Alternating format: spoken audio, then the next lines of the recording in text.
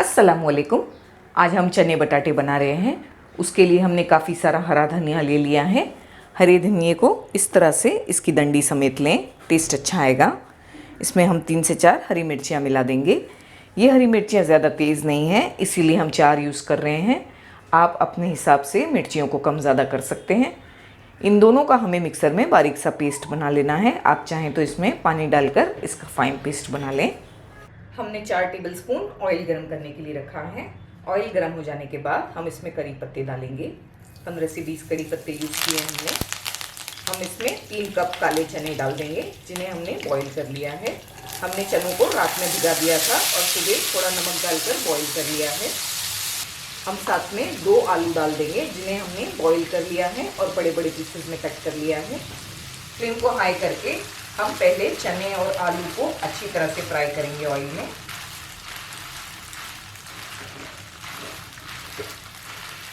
Flame को high करके आलू और चने दोनों को हमने अच्छी तरह से फ्राई किया है 5 से 7 मिनट। अभी हम फ्लेम को लो करेंगे और जो हरी मिर्च और हरा धनिया हमने पीस कर रखा था उसे डाल देंगे। इस रेसिपी में हमने 1 कप भरकर काले चने यूज़ किए हैं, जो बॉईल होने के बाद तकरीबन 3 कप हो गए हैं। 1 टेबलस्पून धनिया पाउडर, ½ टीस्पून हल्दी पाउडर, थोड़ा नमक, 1½ teaspoon chaat masala powder. Flame को हमने हाई किया है। तमाम चीज़ों को अच्छी तरह से भून लेंगे, चलाते हुए भूनना है हमें।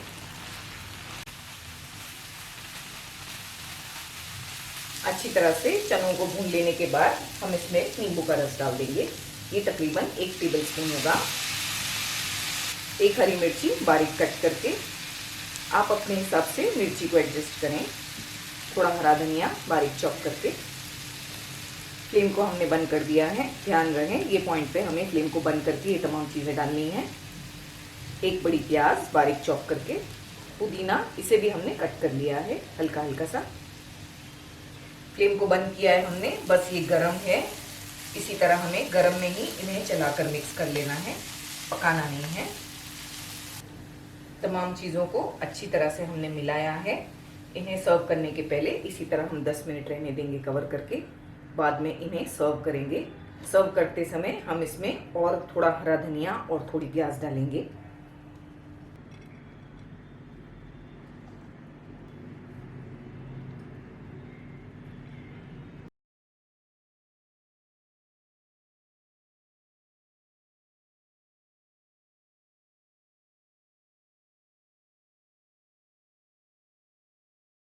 तो दोस्तों, कैसी लगी आपको मेरी रेसिपी?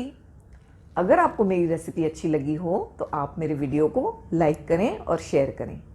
मिलते हैं मेरे अगले वीडियो में एक और मज़ेदार रेसिपी के साथ। तब तक के लिए टेक केयर, बाय बाय, अल्लाह हाफिज़।